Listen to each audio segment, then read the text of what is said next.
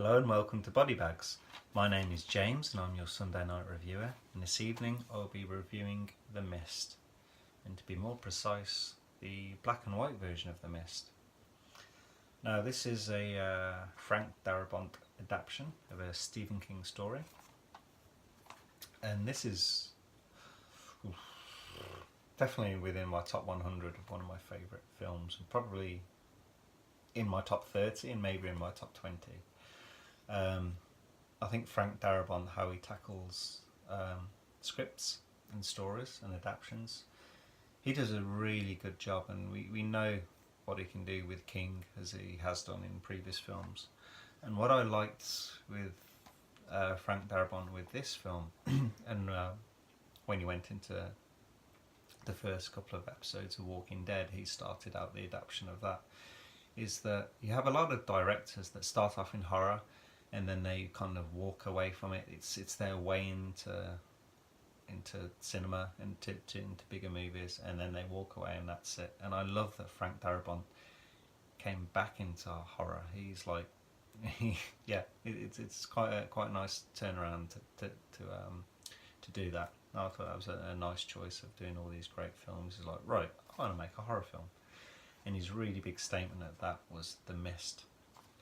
And like I said, this is one of my favourite films. It's fantastic. Anyone who doesn't know this story, it's in, I think it's in Maine. Oh God, I should know where this is, but it's like a small kind of town area, and there's something that goes wrong on a military site, a military base, and this mist descends, and the townspeople figure out very fast that there's something very bad in this mist, and the people that we're following, our characters, are actually all hauled up in a supermarket, one that has these big huge glass windows so they can see all this mist coming, and then they, like I said, they can see there's very bad things happening in the mist if someone comes in and tells them. And yeah, that's kind of our setting for the film. And then we follow these people throughout the film of trying to figure out what to do and how to survive and what's the best way to tackle what's going on. Yeah, the acting in this is very strong. You have Thomas Jane. He can be very hit and miss. I tend to like him quite a lot, and in this he's very good. He's the main character. And then I can't think of some of the names. Laurie Holden. Andre Bauer, very good in what was it, Precinct 99 or something like that. There's the comedy TV cop series that he's on. Very funny. Toby Jones is good. Marcia Gay Harden. Actually, quite a lot of this cast you see popping up in the first few episodes, I say, of The Walking Dead, but actually they obviously carry on because they've become quite integral characters of that TV series, until obviously the inevitable, they get not killed off at some point.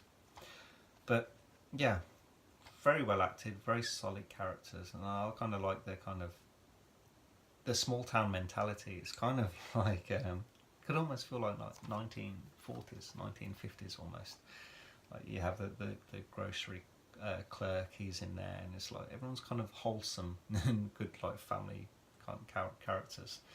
And you have the Marcia Gay Harden character. She's a religious fanatic, and she starts saying that this is like this is all in the Bible, and she's going to be able to predict what's going on. It's like it's funny how like the people she preaches, and she gets people to join her through fear, and I thought that was very good.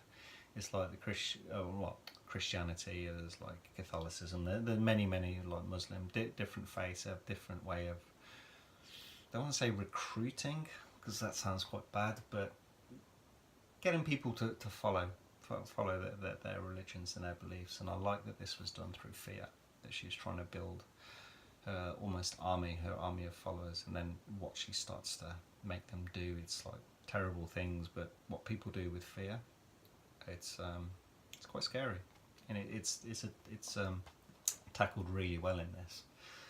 And yeah, yeah, going through the film, like I said, there's different ways, different things they're trying to do to figure out how to survive. We have, as I mentioned, there's these big glass windows at the front of the supermarket, and it's inevitable there's a break and some bits and creatures get in, and it starts to cause mayhem and havoc. And there's some characters that die, and there's injuries, so that makes them do different things, that trying to go to different buildings which are outside to help the injured people. And it's very, very good. It's like I said, the story, how it's written, it's solid story. It's really adapted well, and it's really helped by obviously the good acting. There is things where people have often mentioned that the CGI is a little bit not flaky, just a little bit CGI-ish, obviously, but not the strongest. But it actually helps a lot in black and white. And also, like I said, that feeling of that kind of like 1940s, 50s kind of community feel, that really came through even stronger when it was black and white. Yeah, I really like that. And this was actually the first time I'd ever seen it with black and white, and might even bump the film up a little bit more for me. Yeah. But also, something that's very well known for this, I'm kind of making a bit of a jump now, because I think most people have seen this film, so I don't really want to go into it too much, but this is one of the it's always a difficult way to say it, one of the greatest endings in film history or horror history, but it's one of my favourite endings of a film, and it's one that was very shocking and very emotional, and I thought it was fantastically done, and I thought it was incredibly well acted as well. It's a very, very difficult situation to try and capture a clean and genuine emotion, but I think they do it really well in this, and yeah, really, really well done. So yeah, I give this film 9.5 out of 10.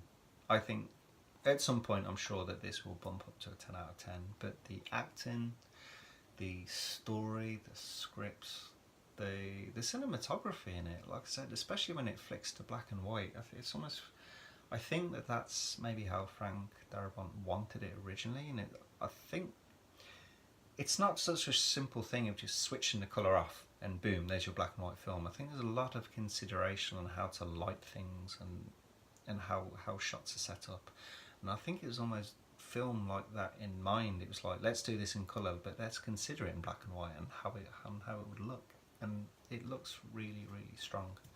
And if anyone, like I said, most people, a lot of horror fans have seen this film, but I highly recommend you try and seek out the black and white one, because I think it adds another layer to the film.